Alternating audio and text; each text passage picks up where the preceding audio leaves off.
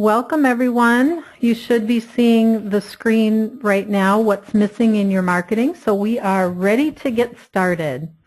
My name is Jean Hansen and I'm your host for today's webinar. Many of you know me and my husband Steve as the co-founders of the janitorial store and myhousecleaningbiz.com. And in 2013, we started a marketing company called Marketing Systems by Design, which is aligned with the duct tape marketing system. So for those of you who are not familiar with duct tape marketing, it was actually founded by John Jantz many years ago and has now been installed in thousands of businesses worldwide.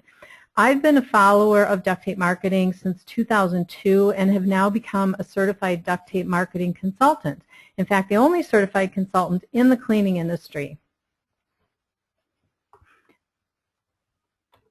Whoops, sorry about that. Now, let me get started by just letting you know that this webinar is all about sharing ideas and introducing you to concepts that I believe you can put into action right away in your business.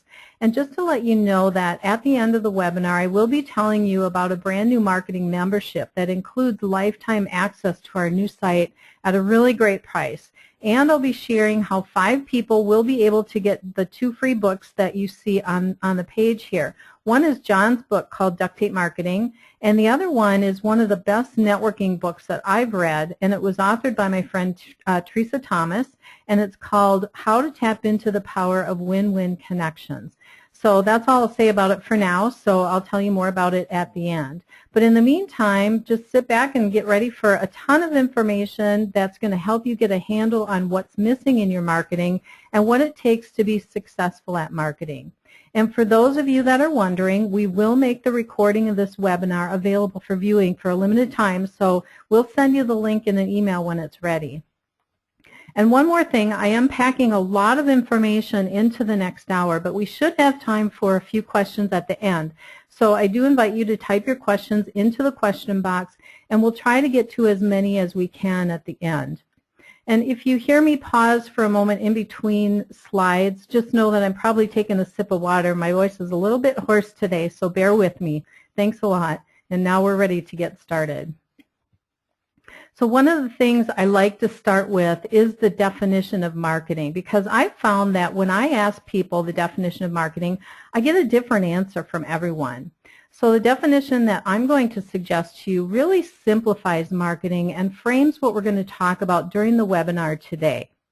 Every concept in this presentation is going to be around this definition. So the definition of marketing is getting someone who has a need to know, like, and trust you. And it's really that simple. It's basically what we're all trying to do, get everyone to, our prospects to know, like, and trust us, because we all understand that people buy from people they know, like, and trust, right? And the reason I'm starting here and why this is so important to understand is most of us have a very limited marketing budget. So unless you've got a lot of money to spend on advertising, like the big corporations who can actually buy know, like, and trust, you have to come up with a systematic, consistent, and repetitive approach to earning know, like, and trust. So in terms of a systematic approach to marketing, here are the steps to creating a marketing system. And I'm pretty sure that as we talk about each of these steps today, you'll find some gaps in your marketing. And I do want to say that the first step, strategy before tactics, is a step that most business owners completely overlook. And it's the one that's ultimately going to save you money. And the reason I say that is because I see too many people fall into this practice of trying out random marketing tactics based on what others do without even knowing if it worked. So before they know it, they've blown their entire marketing budget without even getting a return on their investment. So that's why people get frustrated with marketing. When it comes to marketing, most people want to immediately go straight to promotional tactics, like getting their website done without any plan for what it needs to say, sending out postcards, or signing up for pay-per-click with no real strategy, all in the hopes that people will take one look and want to be your customer. But you need to remember the like and trust part of the definition of marketing. Sending someone postcards to introduce your company does not build like and trust. And that's why so many people blow their marketing budget without any results. The other thing that I see, and I'm going to use the cleaning business for this example, is that a lot of people think we want to sell our cleaning service to everyone because everyone needs cleaning services. And they believe that that's a strategy. But let me tell you, that is not a strategy. So in order to figure out what your strategy is, you need to ask yourself some questions. What do you want your market to know about you? What do you want them to feel when they do business with you? What do you want their experience to look like? When you strategize in this way, it moves you to market your business in a totally different way, and that's what gets you out of the commodity business, which is a trap many business owners fall into. And by commodity, I mean selling based on price. So if you create a strategy for marketing your business and then put every tactic into making that strategy real, then I guarantee that if you take the time to put strategy before tactics, marketing your business will become a whole lot easier. And there are two pieces to the strategy before tactics that are essential. And number one is defining and dominating a narrow target market. And number two is becoming known for doing one thing better than anyone else. And I'm going to talk about each one of these things because these are the two pieces of strategy that you really need to get a handle on. So for any strategy and corresponding set of tactics to actually work, they have to appeal to someone. So that's the who. Develop your marketing strategy around a narrowly defined description of your ideal client. And then using your ideal client profile as the basis of your strategy also allows you to think very personally about how you serve them and how you use your tactics to attract them. Without this concentration on an ideal client, marketing strategies usually lack focus, so we end up marketing to everyone, and that's what eats up all our money. Many of you have probably heard us say this before. Trying to be all things to all people just doesn't work. Many businesses, they only have a vague idea about who their ideal client is. And if we don't know who our customers are, how can we possibly market to them? So what I'm suggesting is that you base your marketing on buyer personas. So put some thought into your ideal client and then create your marketing messages based on what these ideal clients want and make that the premise of all your marketing tactics. Once you discover your ideal target market or markets, and remember that you can have more than one target market, but you must define them in a way that's very easy to understand. And think about this. The greatest benefit of clearly understanding who your target market is that you will, by default, understand who it's not. So I'm sure a lot of you can probably identify a current or past customer that just wasn't a good fit for your business. And guess what? That customer is not your ideal client. And I don't know about you, but I'm much happier when I have clients that I love doing business with instead of wasting time catering to clients that just drain my battery.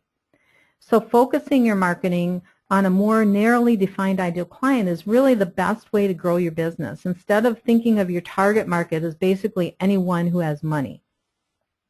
So here's how we start figuring this out. The easiest way to figure out who your ideal client is to work through these 5 steps using your current client base because it's going to teach you a lot about who your true ideal client really is. So number 1 is to figure out who your most profitable clients are because I think you would probably agree that unprofitable clients are not ideal, right? Number 2, from that group, identify those that refer your business. And number 3, from that even smaller group, find common demographic characteristics. And number 4, take the time to understand the behavior that makes them ideal. And number 5, draw a fully developed biographical sketch to use as your marketing guide. So I want to explain some of the terminology that I just used on the last slide, like demographics and psychographics and some of those. So demographics, that's the common characteristics of your target audience. So for consumers, if you are a cleaning company that serves residential consumers, some of the demographics might be age, employment status, gender, occupation, income, and education level. If you're a commercial cleaning business owner, for business clients, this might include things like what industry they're in, the employee count, what type of business it is, what type of building they have, and what their revenue levels are. Geographics. So for many businesses, location is an issue. Most cleaning businesses discover that servicing clients beyond a certain area is cost prohibitive. So it can be helpful to actually plot out on a map the location of your current clients to determine if you have a pattern or if a certain geographic area is more desirable in terms of target market concentration. Psychographics are specific frustrations and needs. So your ideal client's frustrations is where the opportunity to really understand them lies. If you can discover a common frustration or desire that's shared by your target market, and you can discover a way to solve that frustration, you just might uncover a great opportunity to stand out in your market. Behavioral. Are there certain things that they do, certain characteristics that they have? Where do they get their information about your product or service? What do they read? Where do they hang out? What networking groups do they belong to? And then how can you use this information to reach them with your marketing message? Now, with all this information that you've gathered, then you can create an ideal client profile that's so thorough that if I came up to you and asked you how I would spot your ideal client, you would be able to describe them so clearly that I would probably know somebody who looked like that, who acted like that, or who had that challenge. And once you discover who your ideal client is, you need to figure out the ways you can reach them. Now, the second strategy that I want to talk about is becoming famous for doing one thing better than anyone else. So really what I'm talking about is being different from your competition, which in my view is the most important piece of understanding marketing, because unless you can clearly differentiate yourself from the competition, you're never going to be able to compete on anything other than price. But most small businesses never do anything to explain how they're different or to present how they're unique. There's this perception in the marketplace that one accountant is just like another, one electrician is just like another, one salon owner is like another, and one cleaning business is like another. And you know, when we've talked to cleaning business owners and asked them the question, what makes you different from your competition? Most of them can't even answer that question. Or they'll say something like, well, we provide a better quality service than our competitors. Well, guess what? Everyone says that they provide a better quality service, whether they actually do or not. So what the prospects ends up doing is, if they can't tell one business from another, then the only thing they can do is pick up the phone and ask, how much, right? Now, I know you guys have all gotten that phone call. How much do you charge for your cleaning services? They're making their decision based on price because it's the only way they can compare your business to all the others that are saying the same old thing. So the one thing I know to be true is that you've got to uncover and then communicate how your business is different from every other business that says they do what you do. You've got to get out of the commodity business. You've got to figure out that one thing that you do better than anyone else and then leverage it for all it's worth throughout all your marketing tactics. So your positioning must be something that is really truly unique. And remember that we provide great service. That's not a differentiator either. Everybody says we provide quality cleaning or we provide great service.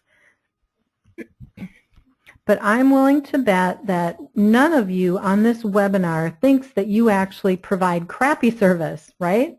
I'm pretty sure that you all feel, and some of you may even say it right on your website and marketing materials, that you provide great service. So that is why it's not a differentiator. It's not enough to say that you provide great service because everyone says that same thing. Also, these days, great service is actually an expectation. So if you're going to claim great service, you have to do it in a way that really stands out from everyone else.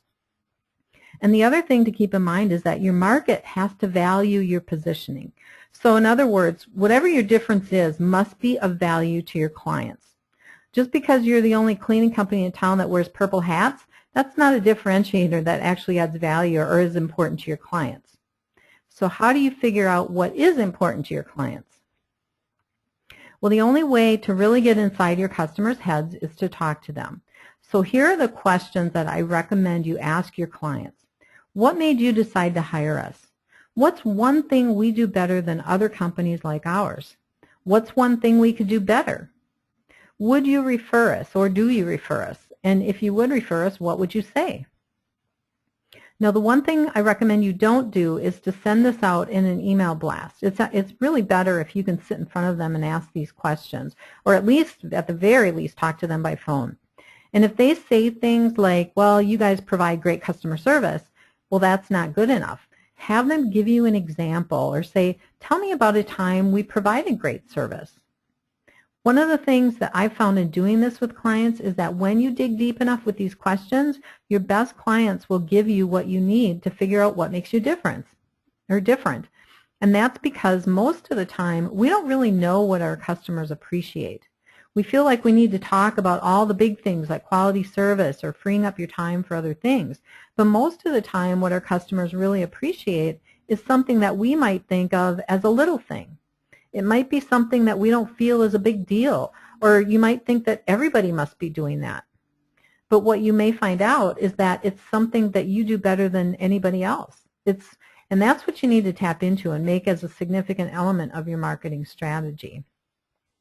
Now that might sound easy, but I know it's not. And a lot of times, we actually want to be like everybody else. We don't want to be the oddball in the block because everybody in our industry talks about their services like this, so that's what we need to do too. But what I've learned over the years is that stepping outside the box is essential. It's actually how you're going to be able to charge a premium for your services. But it's also one of the hardest things to do, especially if you're receiving those phone calls where one of the first questions that they ask is how much. So if this is the case for you, then there's really a good chance that you're not differentiating your business. And that's the kind of question that you're always getting. Because if prospects can't tell you how you're different, or if they can't tell how you're different, they're going to use that one measure that does make sense, and that's price. And as some of you may have discovered, competing on price is not all that fun, is it? There's always someone willing to go out of business faster than you by undercutting you on price. So what do people really buy? This is a list of what people really like and the primary reasons that they buy. So it might be your unique products or services, but sometimes it's your way of delivering those services. It's the experience. Maybe it's your people, or maybe it's some kind of over-the-top guarantee. Or it could be how you position your business against a problem that everybody in the industry is having. And that's what people buy no matter what it is that you sell. Okay, so we're going to move on to step 2, and that's the marketing hourglass. And I think that this is one of the most powerful things that you may take away from this webinar. Because after people learn about the marketing hourglass, they often tell me that they now understand why their marketing isn't working. So this might look familiar to a lot of us. Many of us are familiar with the concept of the sales funnel or the marketing funnel. Basically, it's where we go out and find leads, and then we market to them like crazy with the hope that we can squeeze a few of them through the funnel as customers. But the problem I've always had with this concept is that all the focus is on the chase.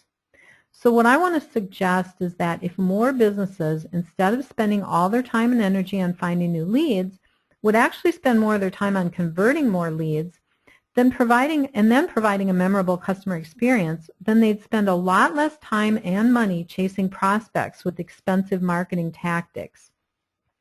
Today, the real payoff in marketing comes from focusing your thinking on how to turn a lead into an advocate for your business, which is the missing piece in the sales funnel. So I want to introduce a tool that I believe is critical for competing in business.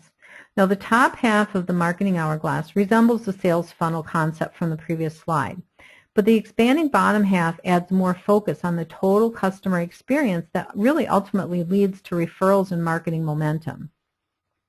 I like to use this diagram to explain this logical path that prospects follow as they go through the buying process. This concept is one of the key elements of the overall duct tape marketing system. So I actually do an entire workshop around the marketing hourglass alone because it really seems to be the easiest way to explain the marketing process in a very simple and practical way. So the marketing hourglass suggests that there's this logical progression through which every customer comes to know, like, and trust you. And then we turn know, like, and trust into try, buy, repeat, and refer.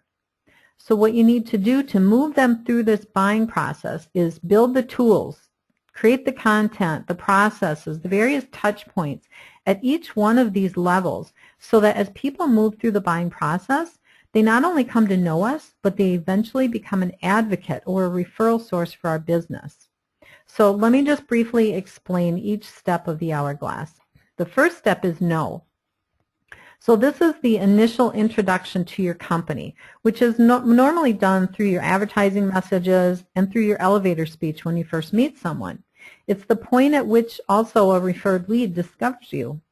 So the reason why it's essential that you've narrowly defined what an ideal customer looks like for your business is because you now have a qualified prospect that you can lead down through the steps of the hourglass. And so the next step is like.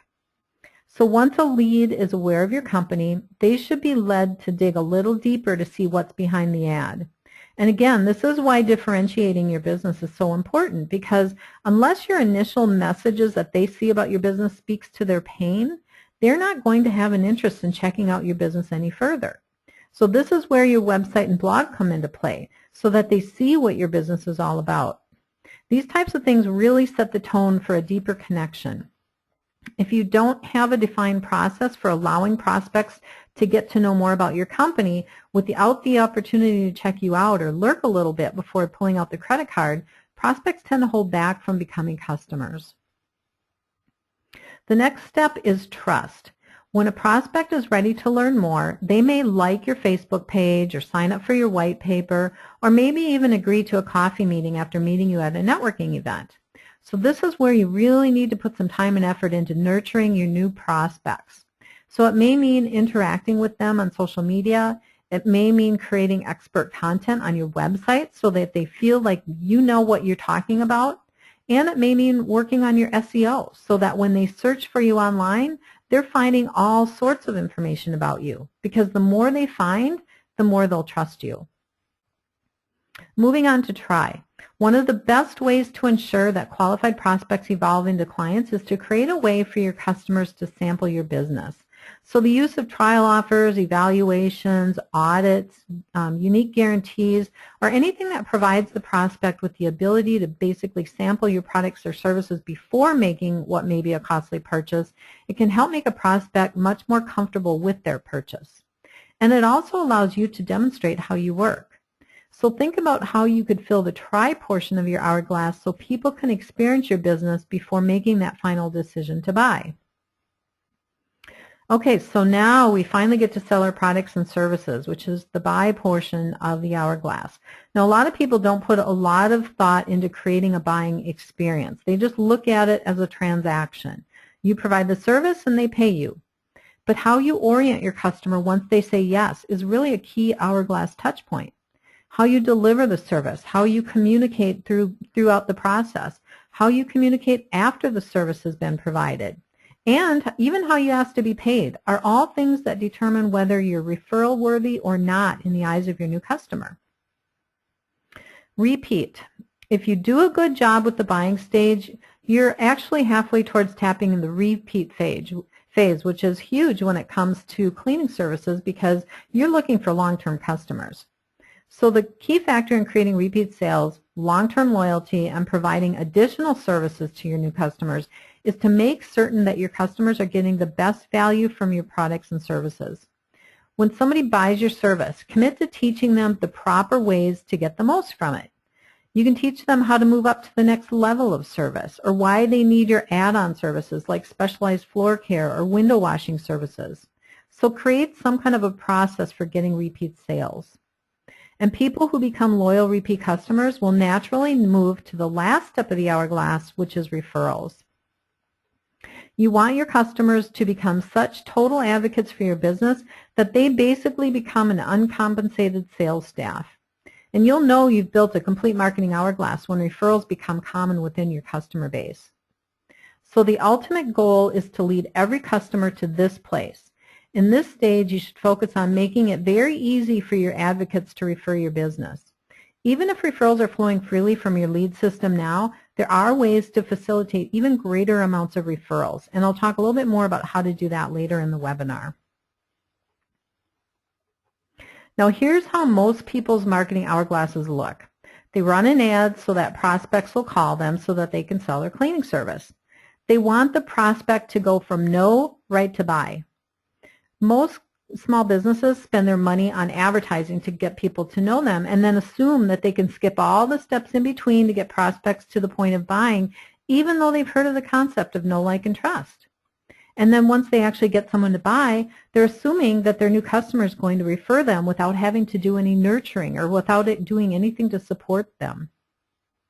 So if you want to make a marketing system for your business, then you actually need to create a process that takes them through each step of the hourglass. But most small businesses don't have enough marketing tactics in each section of the hourglass that logically moves the prospects from no all the way down to refer. Most small businesses need to do a lot more work on understanding timing triggers and creating those different marketing tools for each step of their marketing hourglass.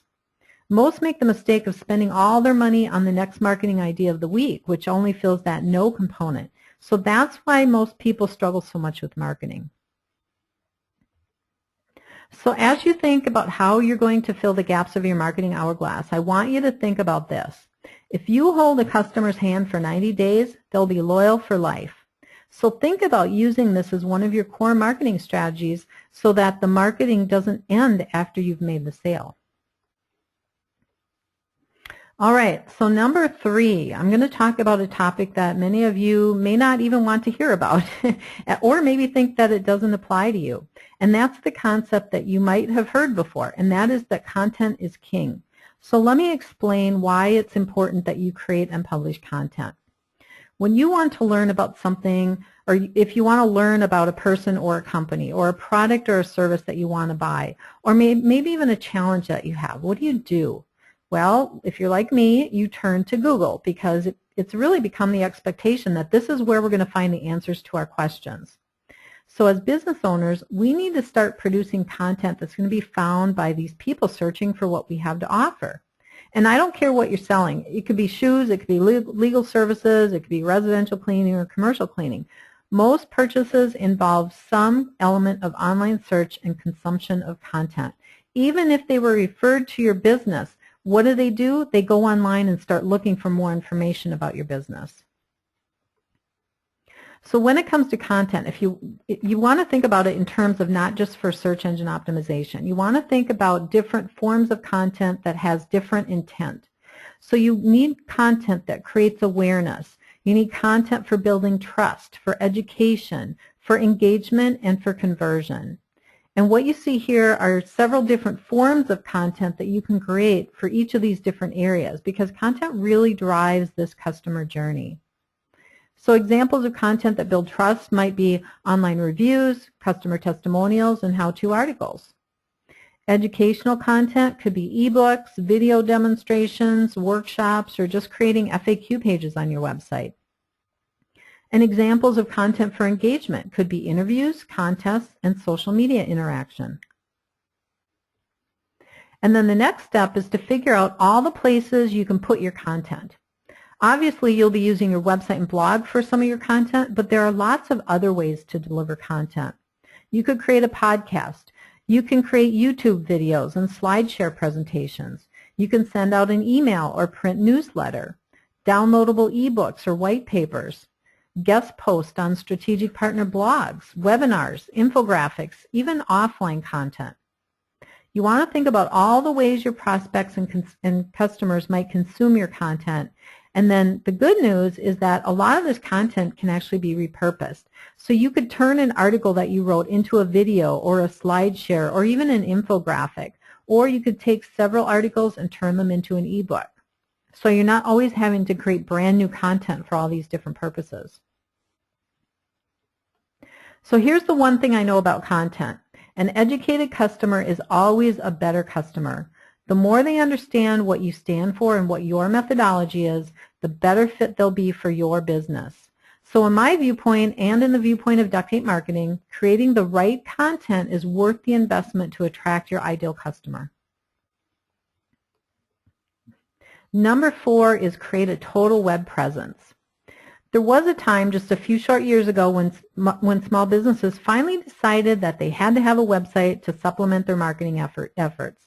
And these days, businesses must evolve their thinking again or face extinction as their competitors pass them by.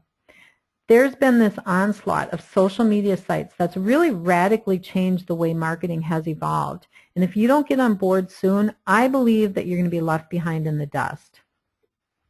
I will say that one of the things that we have to embrace is the internet and social interactivity really is now at the center of marketing. Now, just to clarify, that doesn't mean that all marketing fundamentals like networking have been replaced or that you should ditch everything you've been working on. But building out your web presence really has to be a top priority. And I'm not just talking about your website. This is actually the foundation of your web presence. All businesses, regardless of industry, have become online businesses, where their primary marketing objectives are focused on driving people online in order to drive them offline to your business.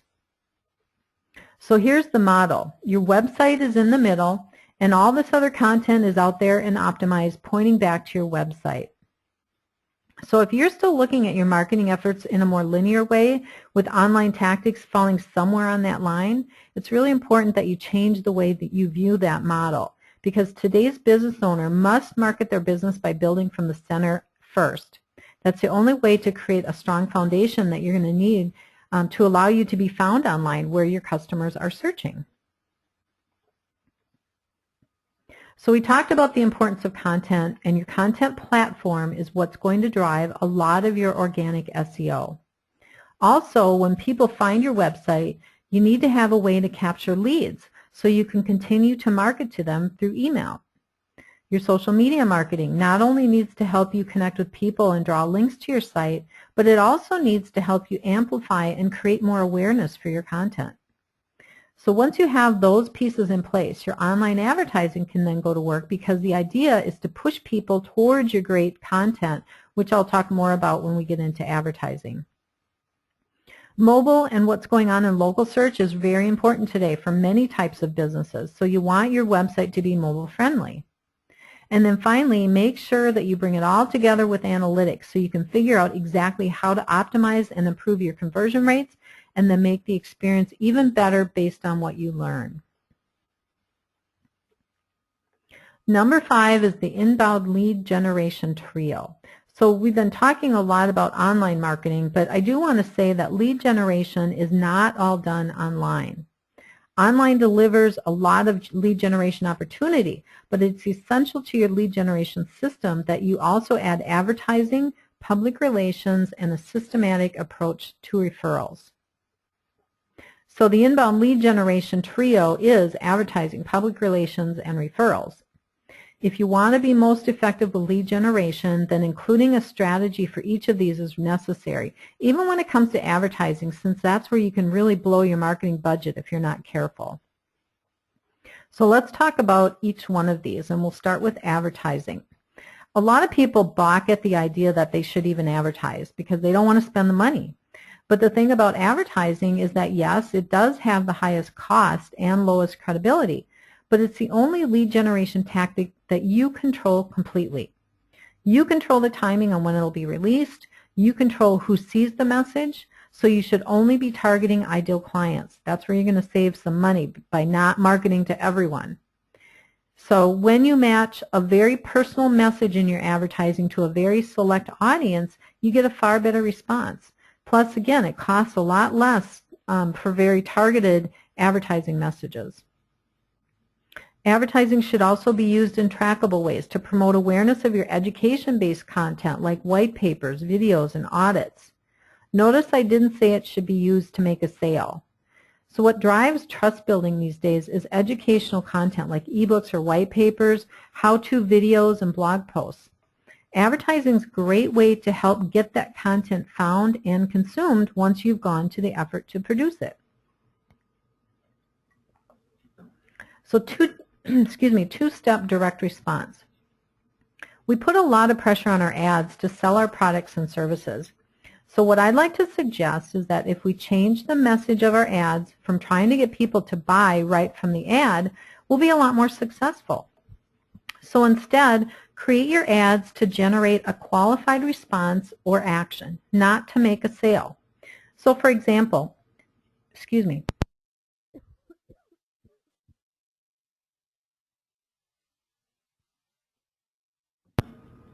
sorry about that. For example, if you use it to invite them to an event, offer a free how-to report, a tip sheet, an industry insider scoop, or other valuable information, you actually start the process of building a relationship and trust with your prospects. The typical two-step ad asks prospects to visit a website or call a phone number, and in exchange for some basic contact information, they receive content that they perceive to be valuable. So step one is to run ads that offer a free report, a sample, or something of high perceived value. And step two is to send the report to all who respond and then market to this group like crazy. And then lastly, you need to measure the leads and conversions from your advertising. It'll do you no good to spend money on advertising if you can't track the return. Okay, so moving on to public relations. Public relations has really changed dramatically with the growth of social media. It's really an important piece of the lead generation trio, but it's one that business owners take advantage of the least. Some of the social media tools that are out there now have actually made it easier to get media coverage. In fact, the great news is you should be able to identify several journalists in your area. You can go find their blog and subscribe to it so that every time they write something, you'll be notified. You can then go and make comments on their blog. And you can engage them in ways that allow you to build relationships with them, which is something you couldn't do just a few years ago. You can also follow them on their social media sites and build a Twitter list just for your media contacts. So connect to them on Twitter, Facebook, and LinkedIn. And then when commenting on their posts, be intelligent about it by adding value to the conversation. So the idea is to, over time, get on their radar as a valuable contributor. Now, it used to be that we would fax them a press release and hope that it actually made it to their desk. Now we can actually have a conversation with them, and they can't hide from us. So you need to be taking advantage of that. And also remember that we're all publishers now, so you don't have to rely on journalists alone. There are several online press release tools that allow you to publicize what's happening in your business, and that creates links back to your website. Okay, let's talk about referrals. Most people don't really think of referrals as lead generation. They just think it's a bonus when they get a referral. But if you create a documented system around how to generate a steady stream of referrals, it'll be your most powerful way to generate leads. So here's how to start thinking about how you can generate a more steady stream of referrals. First of all, become more referable, because nobody talks about boring businesses. I'm talking about creating word-of-mouth buzz, getting people to voluntarily talk about your business. You have to create something that makes them talk, something that's easy to talk about. Remember that when I said about starting your core choosing your core difference, the thing that's going to make your business stand out, that's what I'm talking about. Use that core difference to come up with a strategy around getting more referrals.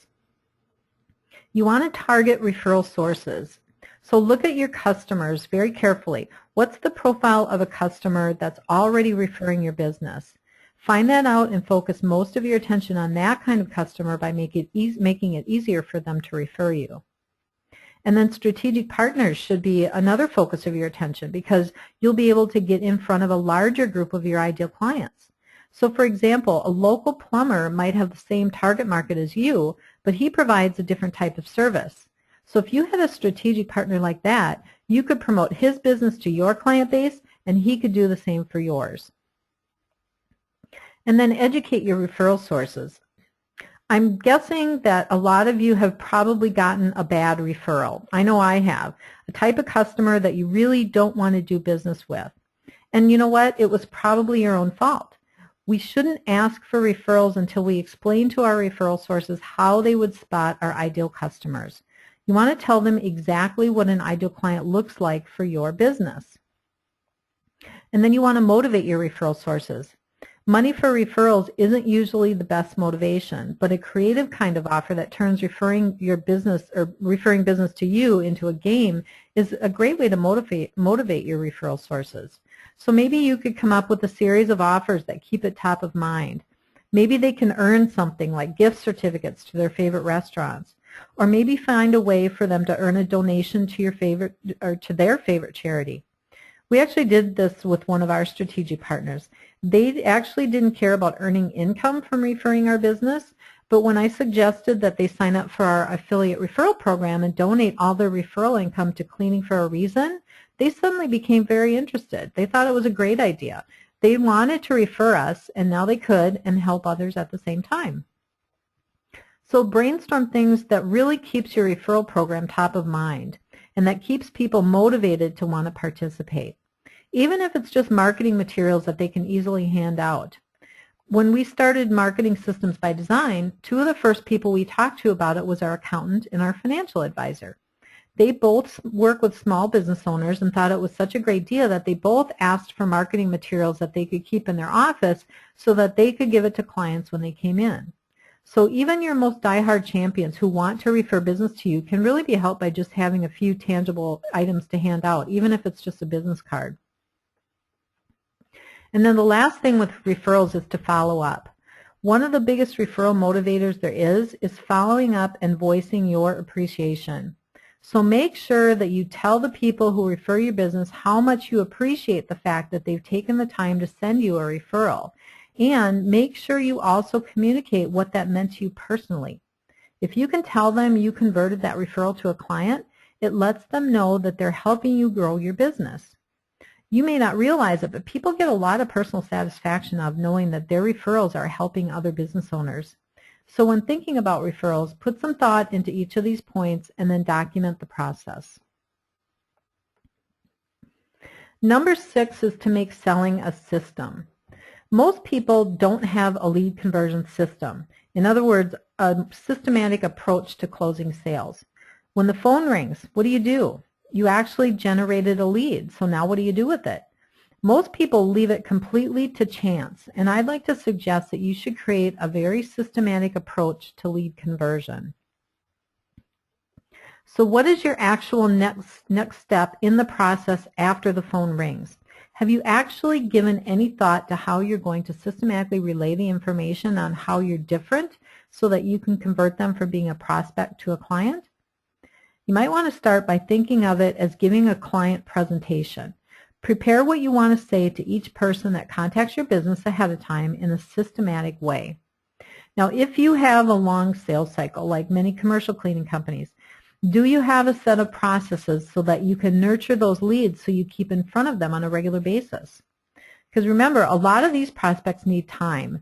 They don't often make a quick decision on switching cleaning companies, so you need to stay top of mind. That has to be part of the planning process.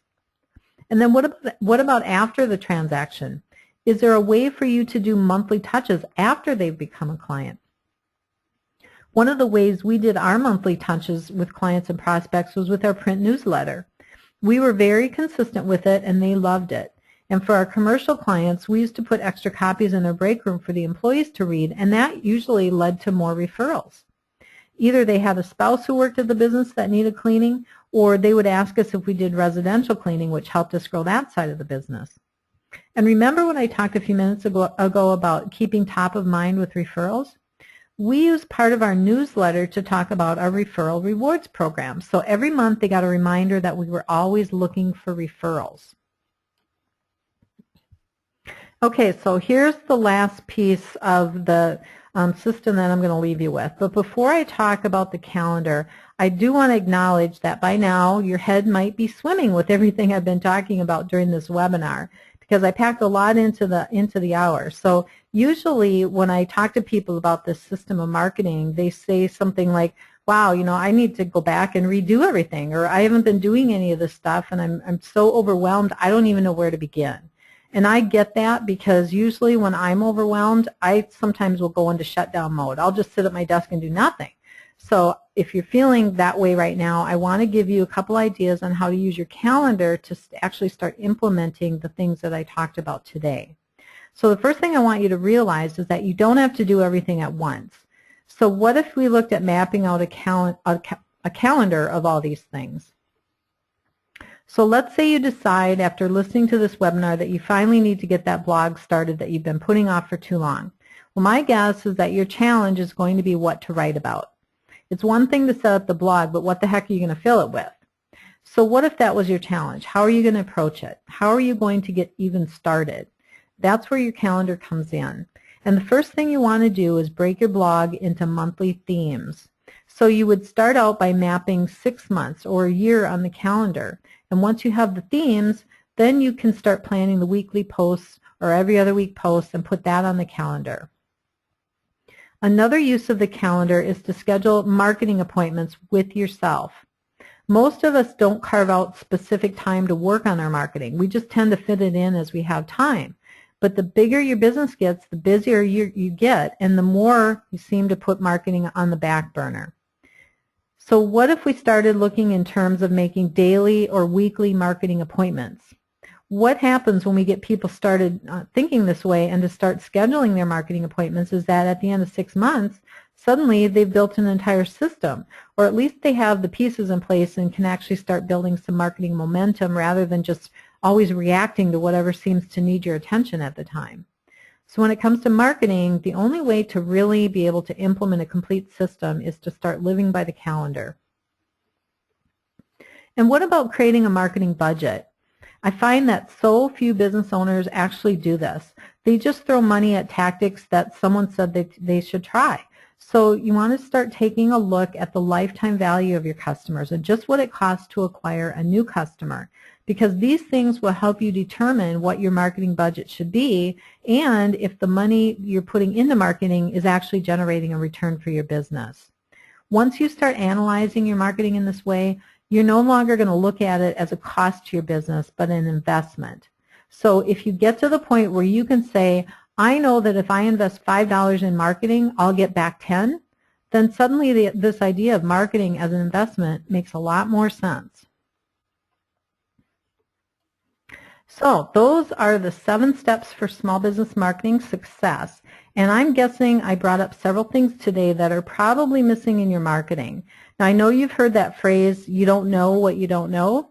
And I'm pretty sure a lot of you listening today have discovered that there are several things you probably didn't know regarding what's missing in the marketing that you're doing today.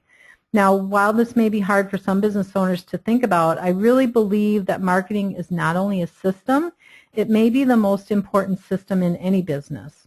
And for those of you that are working on creating systems for everything you do in your business, you now have the framework to create a system for marketing your business as well. So we're not done just yet, so I do want you to stick around for a few minutes and we'll answer a few questions because we do have some time. Now, if you'd like to learn more about this topic, we do have an ebook called 7 Steps to Small Business Marketing Success that you can download on our website. And then we also have some other ebooks that you might be interested in, including the Marketing Hourglass, which we talked about. So all you have to do to get the ebooks is just go to the free stuff tab on marketingsystemsbydesign.com, and then you'll see that free ebooks link. I also mentioned at the beginning of the webinar that I was going to be giving away these 2 books. So we just launched a brand new online membership available that takes you in depth into all the topics that I just talked about today. It's actually a series of step-by-step videos on the duct tape marketing system that I've recorded. And the first 5 people to sign up for lifetime membership are going to get both books mailed to them. So here's what the membership is about. First of all, these are actionable marketing web videos, meaning that I take you through the entire process one step at a time. So you watch a video and then you do the action steps that I assign for that video. There's also forms available for download right under each video so you can complete your action steps. And if I recommend any tools or websites, those links are also listed on the page. We also have a private discussion group for members, so if you have questions along the way, you can post them in the discussion group and Steve and I will be there to help you work through it.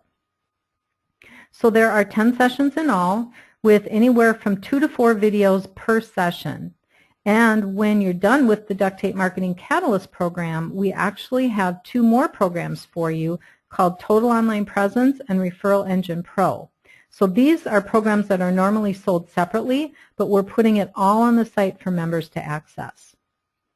We have 2 different options for joining, and I'll show you that in a minute, but the people that join for lifetime membership option, they're also going to get 7 ebooks for small business owners, plus they're going to get some in-depth competitive analysis and website reports. You're going to be amazed at what you can learn about how to improve your website when you see these reports. In addition, I just want to make sure that you understand that we will keep this site up to date with the latest marketing strategies available today. Because Steve and I are part of the network of experts at Duct Tape Marketing, we have access to some of the best marketers in the world. In fact, every week we participate in additional marketing training from the founder of Duct Tape Marketing, John Jantz, plus some of the best known names in marketing, like Perry Marshall. He's the foremost expert on pay-per-click. Seth Godin, he's the best-selling author of many marketing books. So we're really excited to be able to share the latest and greatest strategies with our members. I just wanted to show you a quick screenshot of one of the member pages so you can see what it looks like. This is the first video for lesson 3. Under the videos are the forms to download that you can use to complete your action steps, and then the action steps are listed under that. And at the bottom of the page we have links to any resources and websites that we refer to during the lesson. So if I recommend a tool, then I'll give you the link to that tool. And then on the right side you'll see the menu of all the lessons. So there are 3 ways to access the site. And the first is the lifetime membership access, which I talked about, and this is the best value. As I mentioned, the first 5 people who sign up into this plan will get the 2 books for free, the Duct Tape Marketing and Win-Win Connections, plus the other ebooks and competitive analyses. And this is a one-time payment of just $597. The second plan is a month-to-month subscription for $47 a month. Well, that's an ongoing payment. So as long as you remain a member in that plan, you'll have access to the videos. You are free to cancel with this plan, but when you do that, you can keep the forms you download, but you'll no longer have access to the videos. And then we are offering a 2-week trial. So with that free trial, you'll get access to sessions 1 and 2. So you can try it out first if you're not quite sure you're ready to join. Now, before we get to the questions, I have one more thing to talk about. For those of you who would like us to personally coach you through the program, we're starting our next coaching group on Thursday, April 23rd at 1 p.m. Central. We are limiting the group to 8 people. There's 11 sessions every other week for 90 minutes, and the coaching program includes the lifetime membership that I just talked about. So for just another $400 at the early bird pricing that you see here, you'll get the personal coaching from myself and Steve. One of the things I wanted to mention about this program is that it doesn't end when our sessions are over, because you have to remember that marketing never ends. You aren't going to create a system and then say, okay, I'm done. So once you know the systems, it's something that you can use over again and again throughout the life of your business. And even if you start other businesses, you can use this in any type of business. And then something else to keep in mind is that when you have systems in place for your business actually increases in value. And that's because a new owner can come in and take over the business seamlessly when your entire business is systematized. Also, the first 4 people to sign up for the coaching program will get the Duct Tape Marketing book and the Win-Win Connections book. Now, I want to be very clear that this program is for people that are going to spend the time to do the work needed to drastically improve their marketing. There will be homework, and there is a time commitment of probably at least 5 hours a week. But Steve and I will be there for you, and we offer unlimited email support during the sessions as well. So to sign up, you can either contact me by phone, or you can go to the link at the bottom of this page. This web page has a detailed list of what's included in each session, as well as payment options at the bottom of the page. Okay, so now we are ready for questions. So has anyone posted any questions? Let me just take a second here, and I'm going to pull this out, so give me just a moment.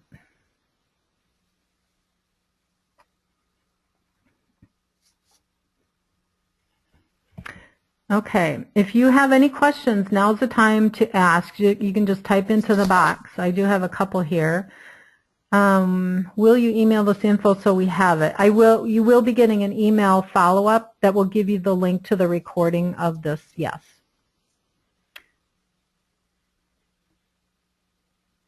How can, let's see.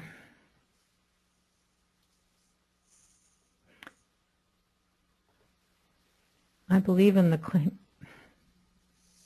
I believe in the cleaning industry, the best marketing tool is investing in your clients. Absolutely. And keeping your clients loyal is so important, and that's why I really like the concept of the marketing hourglass, because we actually make you focus on how you're going to keep your clients loyal to your business so that they're not leaving for someone else, because it's so hard to get new clients. It's much easier to keep your existing clients than always to have to go chasing. All right, any other questions? Yeah, and I just want to add to that, Gene, that most companies don't have any follow-up systems in place, you know, to continually engage your current clients. So eventually what happens is that the relationship starts to weaken. And then when that happens, well, guess what? Your competition has just swooped in and took your client away from you. Right. How can we deal with people that keep asking to come back for discussion? I think he's referring to, you know, if people aren't ready to make that decision, if they just want to keep talking. What do you think, Steve? Oh, well, yeah, I think what happens there when you get that kind of reply from a prospect or a potential customer is that there's some kind of objection that you haven't answered for them. So it's their way of kind of sidestepping the decision process of deciding if they want to do business with you or not. So you need to ask good follow-up questions to find out just what is it that you didn't, or maybe possibly forgot to tell them, because that's what they're looking for. They're looking for something. That's why they're objecting. Right. You know, and sometimes people just aren't ready to buy yet, or sometimes we wonder, they seem like they're ready to buy, they're ready to bring you on board, and then all of a sudden they stop replying to you, or they don't, you know, get back in touch after you do your follow-up. You know, we have to realize too that sometimes other things have gotten in the way. It may not be anything that you've done. So doing those nurturing activities, whether it's sending them your newsletter or connecting with them on social media and giving them, you know, maybe some kind of a article that you think might be useful, anything that you can do to keep the relationship going. Now, you know, the other thing to think about is whether or not they're even your ideal client. So there's a lot of different things that can go into that. Someone else said loyalty is derived from how happy they are with our service, and that's definitely true. And you know, if we really focus on making it a good experience for them, then that really helps to keep their loyalty. Exactly. That's the bottom line, is the customer experience. Mm-hmm. That's all what matters. All right. Any other questions? And thank you, Tisa, for your comments.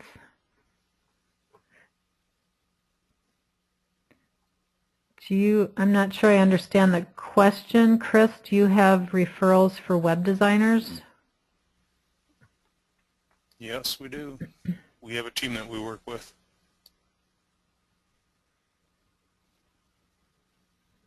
Yeah, so I guess you're asking it since you must need a website. So yes, we do, like Steve said. Okay, last chance, and that's about all the questions we have for now. So you guys will get the email follow-up when this is done, and we'll send you that link for the recording, and we'll probably send out a reminder email this weekend as well. So thanks very much, everyone. I appreciate it.